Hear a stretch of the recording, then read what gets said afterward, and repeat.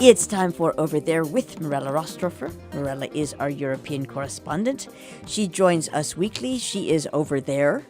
I always say somewhere. Again, suspicion is Switzerland, but one never knows. Hi, Mirella. How are you? Yes, hi, Jill. Very well, thank you. Yes, from Switzerland with a topic that goes actually beyond any kind of borders. And it's the last UN climate report that obviously concerns all countries, but I'm going to talk about it under the light of a couple European countries. What did this UN climate report say? It's also called the IPCC report because of the way it's always written. I think one can say that it's the intergovernmental panel on climate change. So it actually really shows that it's a world report.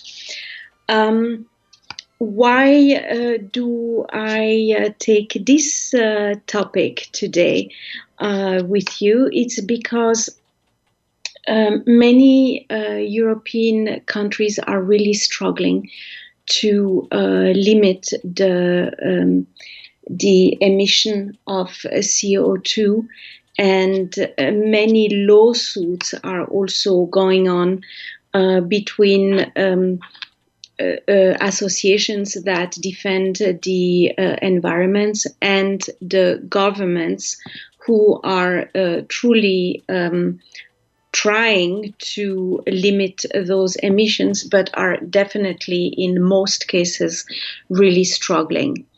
So this report showed that even just 1.5 degree warming could have potential huge consequences.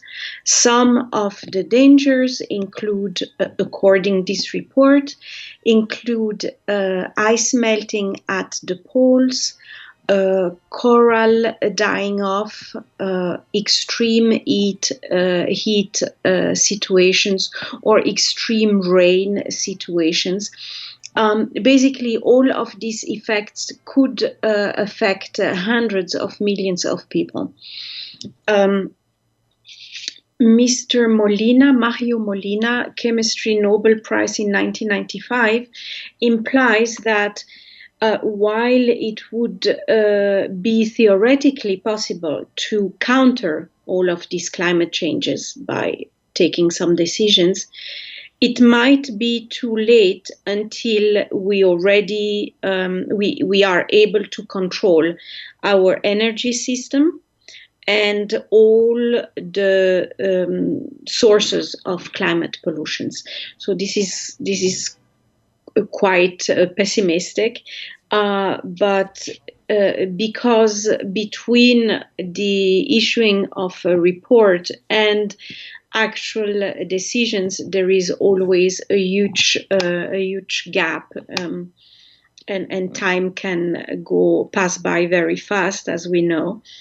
On top of it, these kind of reports are obviously always very controversial, and they are taken very seriously by some and absolutely not by others. That has also, of course, direct implications on the speed of what to do and how to do it. According to this report, emissions need to be cut by 45% by 2030, which give us like 10 years time, and that is realistically said quite a short amount of years.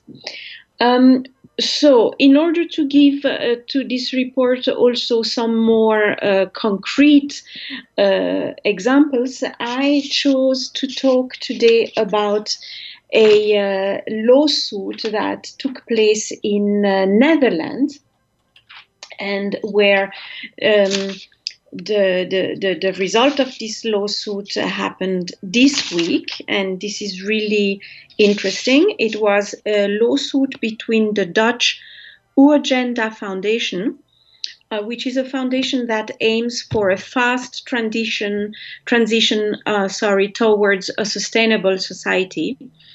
That is suggested to be done through mobility, so meaning e-cars, e-trains, e-boats, through energy altogether, with 100% sustainable energy, renewable energy by 2030.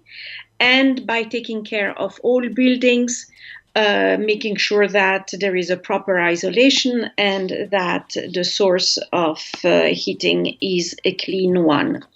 So this week, the Dutch Urgenda Foundation had a huge victory because they won against the state in Netherlands, and the judge ordered the state to increase emissions cuts. This is an historic legal order because what was planned was about 17% planned cuts until 2020. But this is definitely not considered enough, and the state is ordered to do more in that respect. That means, for example, for the state that a newly open coal power plants would have to be closed in order to even have a chance to meet the new cuts. So I think what's really interesting is that the judge, which name is Mr. de Sonneville, ruled that climate change is a grave danger, and that the Dutch government cannot hide behind other countries' emissions. Of course, this is the classic argument very often for countries, is to say, why should we go through such changes and spend so much more money, while our direct neighbors, for example, are doing much less, and basically we are all breathing the same air and we are all under the same sky. But the judge seemed to find that this is not an acceptable excuse, and that one has to do whatever is possible in its own country, with the hope, of course, that other countries would follow that path. Also, there were some questioning about how much sense it makes for states and companies to fight that legally, instead of basically putting that money in some precise and concrete measures in order to save our environment. So I thought this is an extremely interesting topic because it looks like time is of the essence, and considering the substantial amount of issues that our world is facing, it's interesting to see that the environment is slowly but surely becoming one of the top three issues for any present and future government. Another small example of what the city of Amsterdam is doing for the environment, I thought was very interesting, is to, as we know, Amsterdam has this gorgeous canals that are like streets in the city, where one has boats. It's a huge business, obviously, for tourists to have companies with boats on the Amsterdam canals. And one company was taken as an example, as they are forced in Amsterdam to move from regular boats to electric boats until by 2025. So this is very soon. One company owned by the Kuji family has 32 boats and has already converted 6 boats into electrical boats.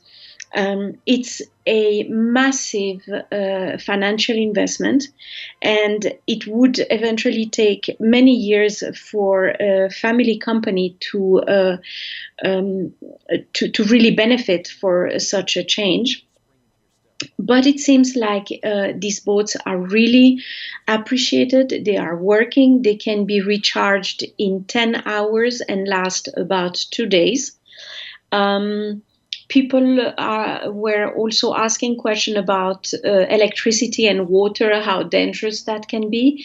And if any water gets close to a battery, there is a fuse that blows. The battery is isolated and send a signal, an alarm signal. They have in Amsterdam also some projects of that same kind, with barges that travel through Europe, and that will be eventually also one day traveling with electrical power.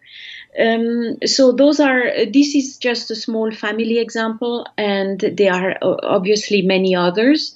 But I thought that it was interesting to mention it, because in spite of the financial burden and in spite of all sorts of oppositions, it does look like if people are genuinely being concerned and scared about certain climate changes that might happen sooner than later, and are trying to make a little difference.